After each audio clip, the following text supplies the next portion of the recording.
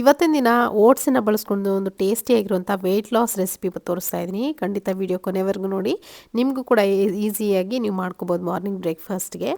ಇವಾಗ ನೋಡಿ ನಾನಿಲ್ಲಿ ಓಟ್ಸನ್ನು ತೊಗೊಂಡಿದ್ದೀನಿ. ಇವಾಗ ನೋಡ್ತಿರ್ಬೋದು ಒಂದು ಸ್ಮಾಲ್ ಕಪ್ಪಿಂದ ಒಂದು ಕಪ್ ಆಗುವಷ್ಟು ಓಟ್ಸನ್ನು ತೊಗೊಂಡಿದ್ದೀನಿ. ಇದನ್ನು ಒಂದು ಬ್ಲೆಂಡರ್ ಜಾರ್ಗೆ ಹಾಕ್ಕೊಂಡು ಇದ್ರ ಜೊತೆಗೆ ಒಂದು 2 ಟೇಬಲ್ ಸ್ಪೂನ್ ಆಗುವಷ್ಟು ರವೆಯನ್ನು ಹಾಕ್ಕೊಳ್ತಾ ಇದ್ದೀನಿ.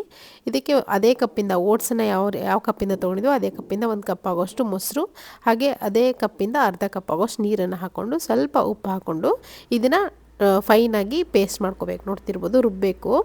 ಇದನ್ನು ಇವಾಗ ಒಂದು ಬೇರೆ ಮಿಕ್ಸಿಂಗ್ ಬೌಲ್ಗೆ ಟ್ರಾನ್ಸ್ಫರ್ ಮಾಡ್ಕೊಳ್ತಾ ಇದ್ದೀನಿ. ಸೊ ಇಷ್ಟಾದರೆ ಸಾಕು, ಈ ಕನ್ಸಿಸ್ಟೆನ್ಸಿಲ್ ಆದರೆ ಸಾಕು.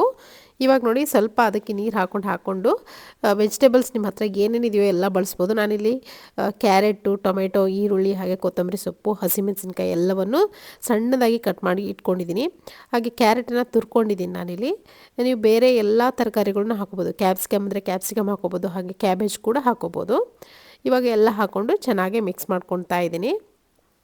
ಸೊ ಇಷ್ಟಾದರೆ ಸಾಕು. ಇದಕ್ಕೆ 1 ಸ್ಪೂನ್ ಆಗೋಷ್ಟು ಬೈಂಡಿಂಗೋಸ್ಕರ ಕಡಲೆ ಹಿಟ್ಟನ್ನು ಹಾಕ್ಕೊಳ್ತಾ ಇದ್ದೀನಿ. ಅಂದರೆ ಬೇಸನ್ 1 ಸ್ಪೂನ್ ಆಗೋಷ್ಟು ಹಾಕ್ಕೊಂಡ್ರೆ ಸಾಕು. ಹಾಕ್ಕೊಂಡು ಚೆನ್ನಾಗಿ ಮಿಕ್ಸ್ ಮಾಡ್ಕೋಬೇಕು. ಬೈಂಡಿಂಗೋಸ್ಕರ ಹಾಕೋದು ಬೇಸನ್ನು, ಟೇಸ್ಟ್ ಕೂಡ ಚೆನ್ನಾಗಿ ಬರುತ್ತೆ ಅಂತ ಹೇಳಿ ಹಾಕ್ಕೊಂಡಿದ್ದೀನಿ. ಹಾಕ್ಕೊಂಡು ಚೆನ್ನಾಗಿ ಮಿಕ್ಸ್ ಮಾಡ್ಕೋಬೇಕು. ಇವಾಗ ನಾನು ಮಾಡ್ತಿರೋಂಥ ಕ್ವಾಂಟಿಟಿಯಲ್ಲಿ ಇಬ್ಬರು ಹೊಟ್ಟೆ ತುಂಬ ಇದನ್ನು ತಿನ್ಬೋದು ಬ್ರೇಕ್ಫಾಸ್ಟನ್ನು. ಇದಕ್ಕೆ ಇವಾಗ ಸ್ವಲ್ಪ ಗರಂ ಮಸಾಲ, ಧನಿಯಾ ಪುಡಿ ಮತ್ತು ಜೀರಿಗೆ ಪುಡಿ ಒಂದೊಂದೇ ಟೀ ಸ್ಪೂನಷ್ಟು ಹಾಕ್ಕೊಂಡಿದ್ದೀನಿ. ಸ್ವಲ್ಪ ಅರಿಶಿನ ಕೂಡ ಹಾಕ್ಕೊಂಡು ಚೆನ್ನಾಗಿ ಮಿಕ್ಸ್ ಮಾಡ್ಕೊಳ್ಳಿ. ನಿಮಗೆ ಮಸಾಲ ಎಲ್ಲ ಇಷ್ಟ ಇಲ್ಲ ಅಂದರೆ ನೀವು ಸ್ಕಿಪ್ ಮಾಡ್ಕೋಬೋದು. ಮಸಾಲ ಹಾಕಿದ್ರೆ ಒಂಥರ ಟೇಸ್ಟ್ ಚೆನ್ನಾಗಿ ಬರುತ್ತೆ. ಇದ್ರ ಜೊತೆ ಯಾವುದೇ ಚಟ್ನಿನೂ ಬೇಕಾಗಿಲ್ಲ, ಅಷ್ಟು ರುಚಿಯಾಗಿರುತ್ತೆ. ಒಂದು 5 ನಿಮಿಷ ಇದನ್ನು ಮುಚ್ಚಿಟ್ಟು ಒಂದು ಸ್ವಲ್ಪ ನೆನೆಯಕ್ಕೆ ಬಿಡ್ತೀನಿ.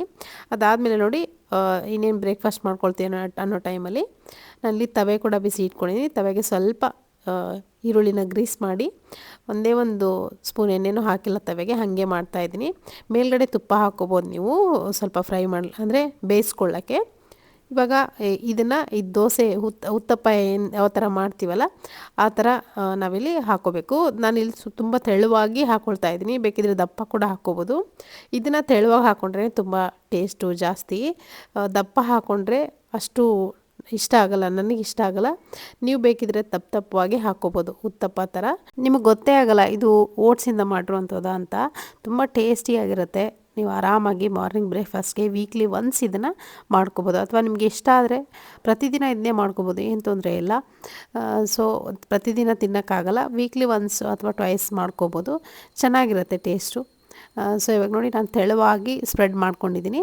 ನಾನಿಲ್ಲಿ ಮೇಲ್ಗಡೆ ಸ್ವಲ್ಪ ತುಪ್ಪನ ಹಾಗೆ ಸುಮ್ಮನೆ 1-2 ಹನಿಯಷ್ಟು ಮಾತ್ರ ಹಾಕ್ಕೊಂಡಿದ್ದೀನಿ, ಜಾಸ್ತಿ ಹಾಕ್ಕೊಳ್ತಾ ಇಲ್ಲ. ನೀವು ಬೇಕಿದ್ರೆ ತುಪ್ಪ ಇಷ್ಟಪಡೋರು ಸ್ವಲ್ಪ ಹಾಕ್ಕೋಬೋದು, ಏನು ತೊಂದರೆ ಇಲ್ಲ. ನೋಡಿ ಇವಾಗ ಒಂದು ಕಡೆ ಚೆನ್ನಾಗಿ ಬೆಂದಾದಮೇಲೆ ಮತ್ತೊಂದು ಕಡೆ ತಿರುಗಿಸ್ಬೇಕು. ಈಗ ನೋಡಿ ಈ ಥರ ಗೋಲ್ಡನ್ ಬ್ರೌನ್ ಥರ ಬರುತ್ತೆ, ತುಂಬ ಟೇಸ್ಟಿಯಾಗಿರುತ್ತೆ. ನೀವು ಬರೀ ಕಡಲೆ ಹಿಟ್ಟು ಕೂಡ ಹಾಕ್ಕೊಂಡು ಈ ಥರ ಮಾಡ್ಕೋಬೋದು. ಜಸ್ಟ್ ಕಡಲೆ ಹಿಟ್ಟು ಮಾತ್ರ ಹಾಕ್ಕೊಂಡು ಕೂಡ ಮಾಡ್ಕೋಬೋದು, ಅದು ಕೂಡ ಟೇಸ್ಟಿಯಾಗಿರುತ್ತೆ. ಬಟ್ ಓಟ್ಸಿಂದ ಮಾಡಿಕೊಂಡ್ರೆ ಇನ್ನೂ ಒಳ್ಳೆಯದು. ಇದನ್ನು ಒಂದು ತಿಂದರೆ ಸಾಕು, ತುಂಬ ಫೀಲಿಂಗ್ ಆಗಿರುತ್ತೆ. ಇದ್ರ ಜೊತೆ ಕಾಯಿ ಚಟ್ನಿ ಮಾಡ್ಕೋಬೋದು ನೀವು, ಏನು ತೊಂದರೆ ಇಲ್ಲ.